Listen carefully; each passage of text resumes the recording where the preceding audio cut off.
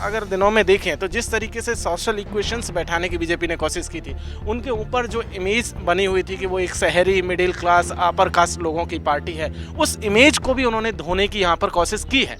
ये उनकी एक पॉलिटिक्स का एक एजेंडा। लेकिन दूसरी चीज़ ये है कि अगर ज़मीन पर जो आंदोलन चल रहे हैं उसको हम लोग देखें, चाहे हसदेव का मसला हो, सिलगेर का मसला हो, नेतरहाट का मसला हो, या गुजरात में जहाँ से प्राइम मिनिस्टर मोदी आते हैं वहाँ पर जो आदिवासियों के आंदोलन चल रहे हैं डिस्प्लेसमेंट के खिलाफ, बड़े बड़े प्रोजेक्ट्स के खिलाफ, ज़मीन के अधिग्रहण के खिलाफ, उन आंदोलनों को इससे कोई मदद नहीं मिलने जा रही। ये बहुत वो उन सारी गलतियों का ही तो हिसाब करने की कोशिश कर रहे हैं। बीजेपी बड़ी शातिर ढंग से राजनीति करती है, उसका दिखाने का चेहरा एक होता है और मूल चेहरा उसका पीछे है, जो आरएसएस वाला चेहरा है। उस आरएसएस वाले चेहरे के पास एक स्पष्ट विचार है। इस देश में upper caste, upper class, male hegemony जो पहले से बनी आ रही थी हजारों साल से, उसमें बीच बीच में जब भी कोई संशोधन हुआ हो, भारत के संविधान की वजह से, मंडल कमीशन की वजह से, उन सब को कैसे कमजोर किया जाए और वो वर्चस्व बना रहे। मेरे साथ दो बहुजन प्रोफेसर हैं। डाइवर्सिटी के मुद्दे पर बात हो रही है। बीजेपी ने एक बड़ा ट्रम्प कार्ड चला है। देश में पहली आदिवासी महिला को राष्ट्रपति कैंडिडेट बनाया है द्रौपदी मुर्मू। मेरे साथ प्रोफेसर जितेंद्र मीना हैं, जो खुद शेड्यूल ट्राइब से आते हैं, आदिवासी समाज से आते हैं। दूसरे डॉक्टर लक्ष्मण हैं, ओबीसी कम्युनिटी से आते हैं। इससे पहले प्रधानमंत्री नरेंद्र मोदी ने कहा था कि हमने 27 ओबीसी के मंत्री बनाए हैं। बीजेपी मार्केटिंग भी कर रही है, धर्म की भी राजनीति कर रही है, और जो कांसीराम साहब का जो मॉडल था कि जो जाति वाले देश में जाति के नेता खड़ा करना पड़ेंगे, बीजेपी दोनों लेवल पे काम कर रही है। क्या होगा आगे? क्या बहुजन आंदोलन खत्म हो जाएगा, बहुजन राजनीति खत्म हो जाएगी और बीजेपी ही एकमात्र विकल्प बचेगा? और जो द्रौपदी मुर्मू, जो पहली आदिवासी महिला राष्ट्रपति का कैंडिडेट दिया गया है, उससे क्या असर पड़ेगा? क्योंकि इस देश में क्रूशियल संख्या है आदिवासी समाज की, खासकर उड़ीसा में, छत्तीसगढ़ में, झारखंड में, मध्य प्रदेश में, पश्चिम बंगाल में, तेलंगाना में, आंध्र प्रदेश में। शुरुआत जितेंद्र मीना से करते हैं। क्या मीना साहब, आप खुद उस कम्युनिटी से आते हैं, द्रौपदी मुर्मू 75 साल बाद कोई आदिवासी महिला राष्ट्रपति बनेंगे। आदिवासी तो कैंडिडेट हुए थे इससे पहले पीएस संगमा, लेकिन महिला आदिवासी, क्या इसको अब आप लोग मोदी जी का सोशल जस्टिस मान रहे हैं? नहीं, ये सोशल जस्टिस नहीं है, ये उनके वोट बैंक के पॉलिटिक्स का ही जो है एक विस्तार है एक तरीके से। देखिए, जिस तरीके से हम लोग देखें तो 1994 में जब यूनाइटेड नेशंस में एक बैठक हुई थी जो कि इंडिजीनियस लोगों के राइट्स को लेकर के थी पूरी दुनिया के लेवल, उस समय पर भारत सरकार ने जो है ये डिनाई कर दिया था कि इस देश में कोई इंडिजीनियस लोग रहते हैं, इस देश के आदिवासी भी कोई यहाँ पर रहते हैं, उसको कम्प्लीटली डिनाई किया गया था। अब यहाँ पर जब 2022 में हम लोग देख रहे हैं कि जब उन्हें उम्मीदवार बनाया गया है, तो पहली चीज़ तो इसमें यह है कि आदिवासियों के अस्तित्व को बड़े पैमाने पर एक्सेप्ट किया गया है। ये एक चीज़ सबसे इंपॉर्टेंट है।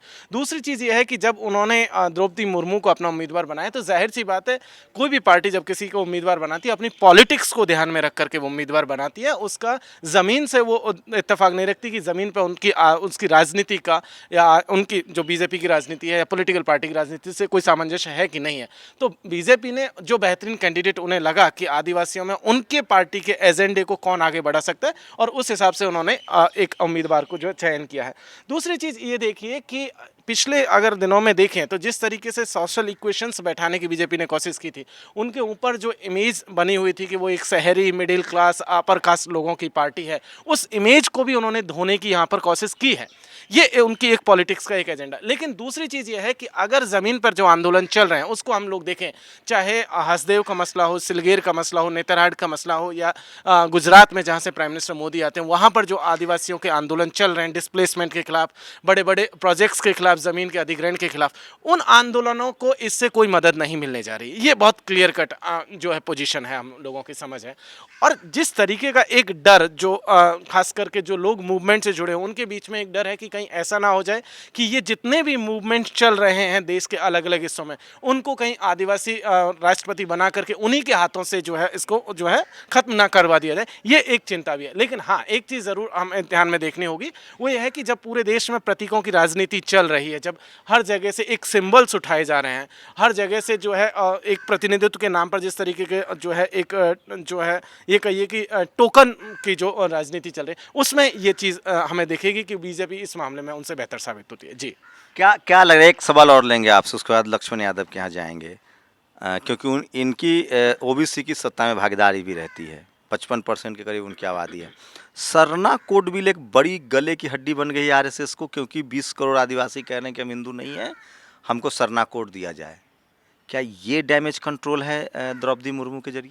नहीं, दरअसल ये डैमेज कंट्रोल दूसरा है। दरअसल आप देखेंगे तो 2019 के चुनाव जब हुए थे तो सीएसडीएस का एक सर्वे कर रहा था कि देश में लगभग 62% लोगों ने अपने मताधिकार का उपयोग किया, लेकिन जब आदिवासियों के केस में देखेंगे तो उनका वोटिंग परसेंटेज जो है वो जनरल देश का जो परसेंटेज है उससे ज़्यादा 70% आदिवासियों ने जो है 2019 के चुनावों में वोटिंग राइट्स का जो है उपयोग किया था। अब दरअसल हो ये रहा है कि धीरे धीरे जैसे जैसे आदिवासियों के बीच में इस डेमोक्रेटिक स्ट्रक्चर को लेकर के कॉन्शियसनेस बढ़ रही है, वो अपने डेमोक्रेटिक राइट्स के लिए जो संविधान में जो उनको हक और हुकूक दिए गए थे उनको लेकर के जैसे जैसे उनके बीच में चेतना बढ़ रही है, उस चेतना का भी फायदा वो लेने की कोशिश कर रही है। देखिए, जिस इलाकों की आप बात करिए, राजस्थान 14% से ज़्यादा आदिवासी, गुजरात 15% से ज़्यादा, इतने ही जो है आपके मध्य प्रदेश में है, झारखंड 26%, छत्तीसगढ़ 30% आदिवासी आबादी है, नॉर्थ ईस्ट में देखेंगे तो 50% से ज़्यादा, कई स्टेट ऐसे जहाँ पे 95% ट्राइबल पॉपुलेशन है दरअसल। और इन सब राज्यों में अगले साल, इस कुछ राज्यों में इस साल के अंत में, कुछ में 2024 में विधानसभा के और लोकसभा के चुनाव होने जा रहे हैं। तो ऐसे में इस कदम के जरिए बीजेपी इन राज्यों का जो वोट है वो अपने में मर्ज करना चाहती है। जिस समाज से, आदिवासी कबीले से द्रौपदी मुर्मू जी आती हैं, संथाल इस देश का सबसे पुराना जो कबीला है उस कबीले से, और इस कबीले का उड़ीसा, झारखंड, छत्तीसगढ़, मध्य प्रदेश, महाराष्ट्र, नॉर्दर्न कर्नाटका और कुछ हिस्सा जो है आपका बंगाल का, उस हिस्से में इसका डोमिनेंस है, उसका प्रभाव है। तो जाहिर सी बात है इसके जरिए इस हिस्से को वो जो है कंट्रोल करने की कोशिश, इसको अपने उसमें लाने की कोशिश हो रही है। दूसरी चीज़ कि जो पूरा का पूरा आरएसएस का प्रोजेक्ट है जिसके जरिए वो हिंदुआइजेशन और उस सब की कोशिश चल रही है, उनको लगता है शायद बीजेपी को कि इस मामले में वो उस जो उनका एजेंडा बनवासी बनाने का, हिंदू बनाने का, उसमें वो सक्सेसफुल होंगे। लेकिन दूसरी तरफ जिस तरीके से आप कह रहे थे रिलीजियस कोड की मांग, सरना कोड की मांग झारखंड और छत्तीसगढ़ के कुछ हिस्सों में रही है, लेकिन पूरे देश में अगर हम लोग देखें तो आदिवासी पिछले 70 सालों से 1951 से लेकर के अभी तक लगातार सेपरेट रिलीजियस कोड की मांग कर रहे हैं कि जो कि जनगणना के कॉलम में होना चाहिए। 1951 की जनगणना में लास्ट बार एक अदर का ऑप्शन होता था, उसके बाद से आदिवासियों के लिए वो अदर का ऑप्शन भी नहीं है। अदर में भी अब जैन और इस तरीके की बाकी कम्युनिटी उनको ही रखा गया। तो ऐसे में वो आंदोलन तो सेपरेटली चल रहा है, वो एकदम से अलग चल रहा है, लेकिन बीजेपी इस दबाव को, जो आदिवासियों का जो पूरा मूवमेंट चल रहा है उस दबाव को महसूस कर रही है, उस पूरी की पूरी जो गर्मी वहाँ पर ज़मीन पर, उस गर्मी को महसूस कर रही है। उनको लग रहा है कि शायद इसके जरिए वो अपने पक्ष में कुछ चीज़ों को कर पाएंगे, इसके जरिए वो वोट बैंक को अपनी तरफ खींच पाएंगे, और यही उनकी पूरी पॉलिटिक्स है। जी लक्ष्मण जी, क्या कहेंगे, सोशल जस्टिस की विचारधारा वाली जो पार्टियां हैं, क्या वो चूक रहे हैं पॉलिटिकली, और आरएसएस और बीजेपी उसी का फ़ायदा उठा रही है, वो सोशल जस्टिस के करीब होती दिख रही है? देखिए, बीजेपी 2014 के बाद से जिस बीजेपी को हम लोग देख रहे हैं, उस बीजेपी का एक नैरेटिव है कि 70 साल में कुछ नहीं हुआ था और हम सब कुछ करने आए हैं। तो उस सब कुछ, इस वाले तर्क से वो उन सारी गलतियों का ही तो हिसाब करने की कोशिश कर रहे हैं।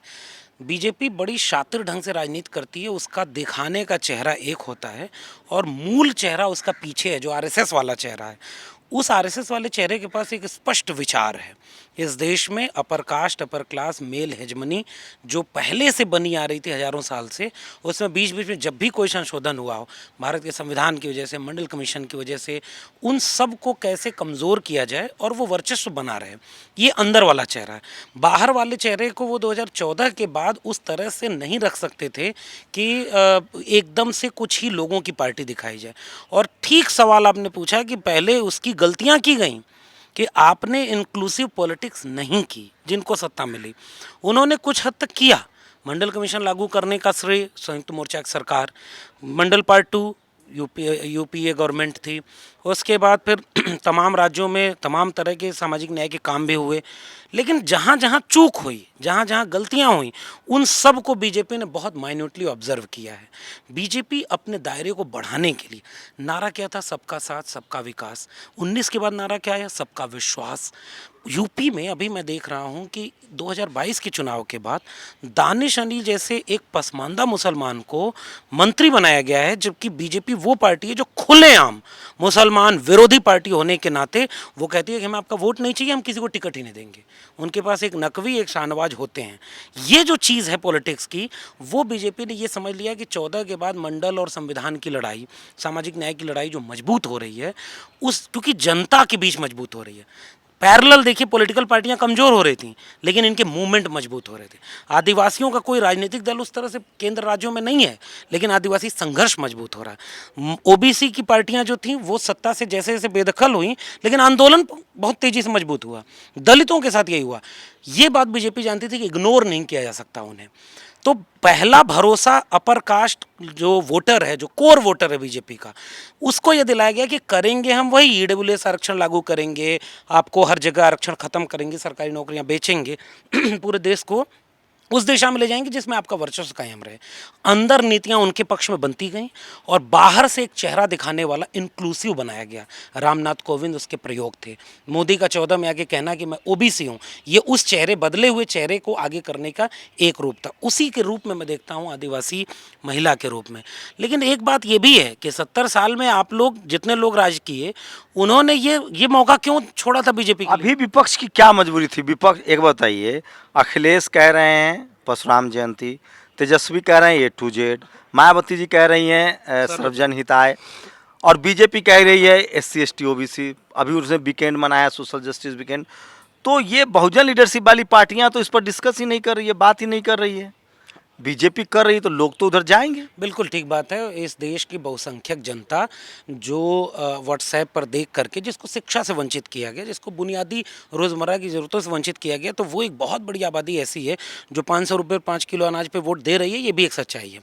बहुत बड़ी आबादी को बहुत लंबे समय तक इन सबसे वंचित किया गया, ताकि उनमें विमर्श की एक गहराई नहीं है। तो इसलिए बहुत सामान्य सी बात है, जब ओबीसी मोदी ने कहा ना कि मैं ओबीसी माँ का बेटा हूँ, तो ऐसा नहीं था कि ओबीसी लोगों ने बिल्कुल भरोसा नहीं किया भरोसा।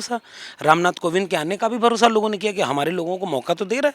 वैसे आदिवासी महिला हैं, उनके भी लोग आदिवासी कहेंगे कि हाँ भाई, 70 साल में क्यों नहीं दिया था आपने, आपके पास भी तो सरकार थी। एक बात। अब इसका जवाब ये है, ये जो पार्टियां हैं, इन पार्टियों के सामने वो चुनौती नहीं है जो बीजेपी के सामने सहूलियत है। क्या? बीजेपी को पता है कि अपर कास्ट वोट जो उन्हें मिलता है वो एक मुश्त उनके पास रहेगा, क्योंकि बीजेपी पावर में है, मजबूत है। वो CSDS का आंकड़ा 90% ब्राह्मण ठाकुर वोट अभी यूपी इलेक्शन में उनको मिला है, एक तरफ से मिला है। कितना भी आप परशुराम का फरसा पकड़े, आपको भी तो मूल्यांकन करना चाहिए था। बहुजन से सर्वजन किए तो आपको वोट नहीं मिला, क्योंकि उनके पास ओरिजिनल ऑप्शन है, जो उनका अपना ऑप्शन है, जो EWS देता है, जो मंदिर बनवाता है, जो आरक्षण खत्म करता है। एक बात, इसलिए उन्हें अपने कोर वोटर की चिंता नहीं है, वो एक मुश्त उनके पास है। इन पार्टियों ने, विपक्षी दलों ने अपने कोर वोटर को खो दिया, इनका भरोसा खोया है। अब वो भरोसा आपने खोया है या बीजेपी ने साजिश करके लोगों के मन में झूठ भरा है, ये जो भी हो वो आप मूल्यांकन करिए। अब आपको क्या करना है? अब आप अपने कोर वोटर को जुटा नहीं पा रहे हैं, और जो बाहर के जो आपके कोर वोटर उस तरह से नहीं, आइडियोलॉजी से नहीं है, आप उनको भी अपनी तरफ लाने के लिए कई बार A to Z करते हैं, कई बार परशुराम का फरसा पकड़ते हैं, बहुजन से सर्वजन करते हैं। लेकिन मूल्यांकन करना चाहिए। मेरा काम ये है, देखिए मैं एक प्रोफेसर हूँ, मेरे पास कोई जवाबदेही नहीं है, मैं कुछ भी बोलता हूँ आपके सामने। हो सकता है पॉलिटिकल पार्टियों के पास एक जवाबदेही हो, उनके पास तमाम नेता हों, सबको लेकर चलना हो, फिर भी मूल्यांकन तो करेंगे कि चुनाव पे चुनाव हारते हुए भी कहीं चूक हो रही है, वो विचारधारा की चूक तो नहीं है। थोड़ा प्रयोग इस पर भी करिए। बीजेपी को ये नहीं करना है, इसलिए बीजेपी को जो कोर वोट इंटैक्ट है उसको खुश करने के लिए वो पॉलिसी बनाते हैं, और रिप्रेजेंटेशन देने के लिए दलित पिछड़ा आदिवासी को भी ला रहे हैं। तो बीजेपी बहुत शातिर ढंग से, अब हो क्या रहा, अंतिम बात, जिनको बीजेपी SC ST OBC और पसमानदा को जगह दे रही है, वो कोई आंदोलनकारी विचारधारा और एजेंडे पर बात करने वाले लोग नहीं हैं।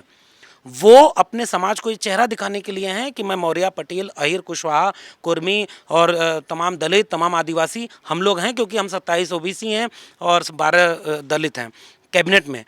हो क्या रहा है, पॉलिसी कहाँ हो रही है, डिसीजन मेकिंग कहाँ हो रहा है, डिसीजन मेकिंग में आप कहाँ हैं, आपके फेवर में कोई डिसीजन हो क्यों नहीं रहा है। रिजर्वेशन खत्म हो रहा है, प्राइवेटाइजेशन हो रहा है, शिक्षा बेची जा रही है, आरक्षण खत्म किया जा रहा है, दलितों और आदिवासियों पर अत्याचार हो रहा है, ये सारे सवाल वो नहीं उठाएंगे। अच्छा, एक सवाल मैं कर रहा हूँ, आप प्रोफेसर हैं इसीलिए। मोदी कह रहे हैं कि जो परिवार की पार्टी बन के रह गई है, जो सोशल जस्टिस की पार्टियां थी, चाहे आरजेडी हो, सपा हो, बसपा हो, जेएमएम हो या डीएमके हो, हमारी पार्टी में डेमोक्रेसी है, हम आपको सीएम पीएम बनाएंगे। जो एसटी ओबीसी माइनॉरिटी के बच्चे हैं, युवा बच्चे हैं, क्रांतिकारी बच्चे हैं, वो हमारे साथ जुड़े, हम आपको वो मौका देंगे जो ये पार्टी नहीं दे रहा, और इससे युवा आपका उस तरफ जा रहा है। ये बहुत गंभीर सवाल है, परिवारवाद का सवाल। कई बार सामान्य जन परिवारवाद नहीं है, वो नेपोटिज्म कह रहे हैं इसको, कह रहे हैं आपके पास लालू जी पहले पीढ़ी के थे, मुलायम सिंह पर, ये सब अपनी मेहनत से आए, लेकिन इनका बच्चा उसका फ़ायदा उठा रहा है, उसमें नए युवा के लिए मौका नहीं है। ये सीधा मोदी जी का आरोप है इन तमाम दलों पर, और वो कह रहे हैं कि जो ऐसे युवा हैं जो सड़कों पर संघर्ष कर रहे हैं, उनको बीजेपी मौका देगी सीएम पीएम बनने का। बीजेपी ने मौका दिया था केशव प्रसाद मौर्य को, चेहरा दिखा के चुनाव लड़े और मुख्यमंत्री बने योगी आदित्यनाथ। हारने के बाद तो डिप्टी सीएम बनाया ना। डिप्टी सीएम इस बार बनाया ना, पिछली बार तो कुछ नहीं मिला, स्टूल मिला था। अभी भी जितने लोग हैं पॉलिसी, मैं एक बात कह रहा हूँ, सिंबलिज्म, सोशल जस्टिस को लेकर के लोगों के मन में ये धारणा है कि सोशल जस्टिस वाले ये चाहते हैं कि अगर मैं ओबीसी हूँ तो हर जगह ओबीसी दिखे और मैं खुश हो जाऊँ कि मोदी ओबीसी हैं। दलित चाहता है दलित दिखे, और आदिवासी चाहता है आदिवासी दिखे। अगर यह समझ सोशल जस्टिस के लोगों की है तो मैं उसका विरोध करता हूँ। सोशल जस्टिस की समझ प्रतिनिधित्व और हिस्सेदारी की है। हमारा विचारधारा एक है जो सोशल, इकोनॉमिकल और जेंडर जस्टिस के मांग करता है। दिया तो प्रधानमंत्री ओबीसी, राष्ट्रपति दलित, अब राष्ट्रपति, तो ये सिंबॉलिक विपक्ष क्यों नहीं करा? ममता बनर्जी कांग्रेस क्यों नहीं कर रही हम विपक्ष की आलोचना, किसी ने रोका था क्या? हम विपक्ष की आलोचना कर सकते हैं, लेकिन हम बीजेपी की इसके लिए तारीफ नहीं कर सकते कि दलित को राष्ट्रपति बनाया। और न्यूट्रल तौर पे पूछ रहा हूँ, एक प्रोफेसर के नाते, एक समाज वैज्ञानिक के नाते, लक्ष्मण यादव क्या किसी पार्टी विशेष की बपौती है सोशल जस्टिस, या जो सोशल जस्टिस करते हुए दिखेगा उसके साथ समाज जाएगा? मैं बिल्कुल ये नहीं कह रहा हूं कि भारतीय जनता पार्टी सामाजिक न्याय नहीं कर सकती। मेरी तो चिंता ये है कि राष्ट्रपति रामनाथ कोविंद बने, उसके बाद क्या दलितों के बुनियादी जीवन में, उनके साझा हितों में क्या बदलाव आया? कौन सा ऐसा निर्णय लिया गया राष्ट्रपति रहते हुए जो दलितों का राष्ट्रपति न होने के बावजूद नहीं लिया जा सकता था? यही सवाल द्रौपदी मुर्मू के आदिवासी महिला राष्ट्रपति बनाए जाने पर होगा। जो सवाल आदिवासी समाज का है, उसके लिए क्या नीति बन रही है? मैं खुश उस नीति से होऊंगा, मैं खुश उस विचारधारा के काम से होऊंगा जो भारत के संविधान मंडल कमीशन, ओबीसी है मोदी जी ना, ओबीसी की सबसे बड़ी सवाल इस समय क्या है? मंडल कमीशन की 2 अनुशंसाएं लागू हुई हैं, 38 नहीं है। ओबीसी अगर हैं मोदी जी तो कोई सवर्ण भी, बीपी सिंह क्या थे भाई? हाँ। बहुत महत्वपूर्ण सवाल। बीपी सिंह ओबीसी थे, अर्जुन सिंह ओबीसी थे। हम बीपी सिंह और अर्जुन सिंह को भी अपना मानते हैं, क्योंकि वीपी सिंह ने संयुक्त मोर्चा की सरकार में समाजवादी पृष्ठभूमि पर खड़े होकर के मंडल कमीशन लागू किया। इस सिंबॉलिक जो राजनीति कर रही है बीजेपी, इसकी काट क्या है? क्या अपोजिशन के पास और सोशल जस्टिस वाली पार्टियों के पास इनका काट है? देखिए, उनके पास क्या है वो सवाल का जवाब वो दें। आपको विश्लेषक के तौर पे क्या मेरे पास इसका जवाब ये है कि जनता सबसे मजबूत होती है।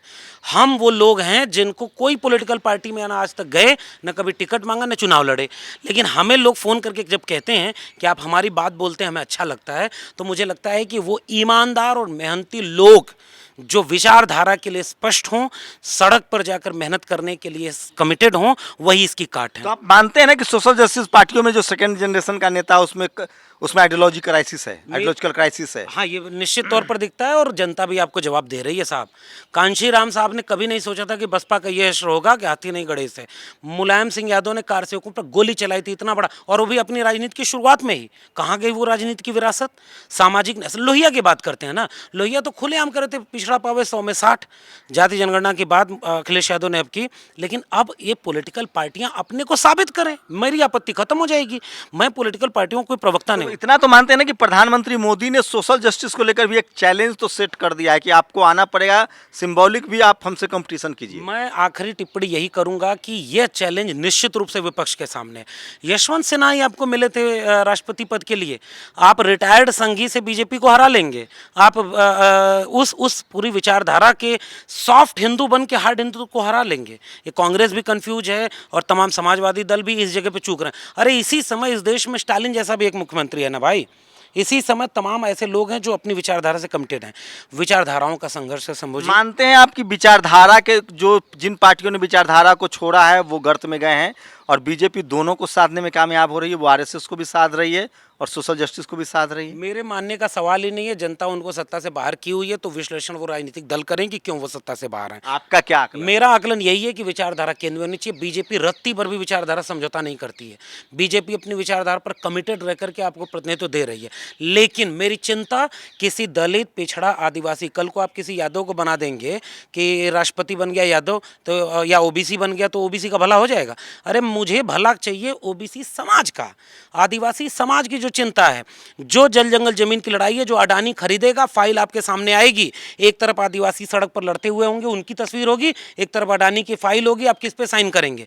वो जो कलम में ताकत चाहिए ना, वो समाज के लिए हो, वो जनता के लिए हो, मुझे वैसा प्रतिनिधित्व चाहिए। मुझे सिंबॉलिक प्रतिनिधित्व नहीं चाहिए। जो सिंबॉलिक प्रतिनिधित्व सामाजिक न्याय नहीं है, बीजेपी ये बात समझती है, इसलिए मैं बीजेपी के न्याय को सामाजिक न्याय नहीं कह रहा हूँ। मुसलमानों की लिंचिंग करवाइए और उसके बाद बनाइए एक शाहनवाज हुसैन को, मुख्तार अब्बास नकवी को, दानिश अंसारी को। जो दानिश अंसारी कभी ये आंख में आंख मिला करके अपने समाज को बता पाएंगे कि मुझे मौका मिला था तो मैंने तुम्हारे लिए न्याय किया था वीपी सिंह ने, किया था अर्जुन सिंह ने, किया था कांशीराम ने और तमाम लोगों ने किया, भारत का संविधान लागू हुआ। तो आप मानते हैं कि जो जो सोशल जस्टिस वाली पार्टियां हैं वो कहीं ना कहीं आइडियोलॉजी को लेकर चूक कर रही है? सोशल जस्टिस वाली नहीं, कांग्रेस का क्या हाल है उसे आपके पास लीडर्स नहीं है, आप अपनी पॉलिटिकल पार्टी में रिफॉर्म करने को तैयार नहीं है, आप चुनाव हारते हैं, आप विश्लेषण नहीं करते, आप समीक्षा बैठक नहीं करते, आप कोई संगठनात्मक बदलाव नहीं करते। बीजेपी कम से कम ये तो कर रही है, 70 साल बाद दे रही है प्रतिनिधित्व।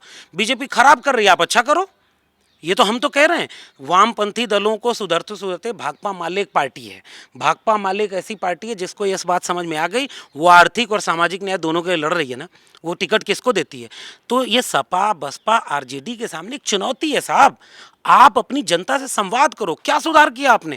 एक बार चलो ना जनता के बीच, सड़क से सड़क, अपने लोगों को जुटाओ फिर से और कहो कि बीजेपी कितना बड़ा विनाश कर रही है, पीढ़ियां विनाश कर रही है और कुछ लोगों को मुहर बना करके आगे कर दे रही है। जैसे आप लड़ने जाएंगे ना, ओबीसी कहेगा कि ओबीसी को कुछ नहीं मिला तो मोदी को आगे कर देगी, दलित कहेगा दलितों को कुछ नहीं मिला तो रामनाथ कोविंद को आगे कर देगी, कल को आदिवासी लड़ेंगे तो कहेगा 70 साल बनाया, 70-75 साल बाद हमने तो बनाया राष्ट्रपति, तुम हमसे क्यों कह सकते हो? ये सबसे बड़ा खतरा है। हमारे मिशन मूवमेंट, हमारे समाज की जरूरत, हमारे जनता की आवाज, पीढ़ियां खप गईं तब जाकर के एक विचारधारा, एक संघर्ष बनता है। कोई चुनाव नहीं लड़ा था कबीरदास ने, रविदास ने, बुद्ध ने, कोई चुनाव नहीं लड़ा था ज्योतिबा फुले और पेरियार ने। लोहिया कभी पॉलिटिकल पार्टी के लिहाज से बहुत बड़े नेता नहीं बने, डॉक्टर अंबेडकर कोई ढंग से चुनाव के लिए नहीं जीत पाए, लेकिन वो लोग इसलिए महत्वपूर्ण है क्योंकि उन्होंने एक विचार दिया है। आप सिंबॉलिक विचार, बीजेपी कह रहे हम इन्हीं के विचारों को आगे बढ़ा रहे हैं। नो, आप सिंबॉलिकली उनको आगे बढ़ा रहे हो जो उनके विचार के नहीं है, केवल उनकी जाति के हैं। और सामाजिक न्याय का मतलब जाति नहीं है। इसका जवाब मैंने दिया कि वीपी सिंह सवर्ण थे और फिर भी वीपी सिंह को गालियां मिली सवर्णों के द्वारा। क्यों? क्योंकि उन्होंने मंडल कमीशन लागू किया था। भगत सिंह कौन थे? क्या BJP symbolic SC ST OBC minority को धोखा दे रही है? बहुत गहरा धोखा है, जिसको प्रतीकात्मक जनता को आप जब तक समझाने जाएंगे ना कि मोदी के ओबीसी होने, रामनाथ कोविंद के दलित होने, द्रौपदी मुर्मू के आदिवासी होने से तुम्हारा कोई भला नहीं है, ये बात आपकी कोई नहीं मानेगा। वो आम जनता जो बहुत कमजोर बनाई गई है, साजिशन बनाई गई है, वो इस बात को मान लेगी और एक बहुत बड़ा वोट बैंक उधर शिफ्ट होगा। मेरी चिंता ये नहीं है कि वो चुनाव जीत रहे हैं, मेरी चिंता ये है कि वो लड़ाइयाँ कमजोर होंगी जो विचारधारा की लड़ाई लड़ी जा रही थी। कुछ चंद व्यक्तियों को आगे करके विचारों को मारा जा रहा है। बीजेपी वह सामाजिक न्याय कर रही है, हमारा सामाजिक न्याय। और ठीक बात है, इसमें सपा ने गलती की, बसपा ने गलती की। आपको राज्यसभा की सीटें मिली तो आपने किसको भेजा? आपको राष्ट्रपति पद के लिए चुनना हुआ तो आपने किसको चुना?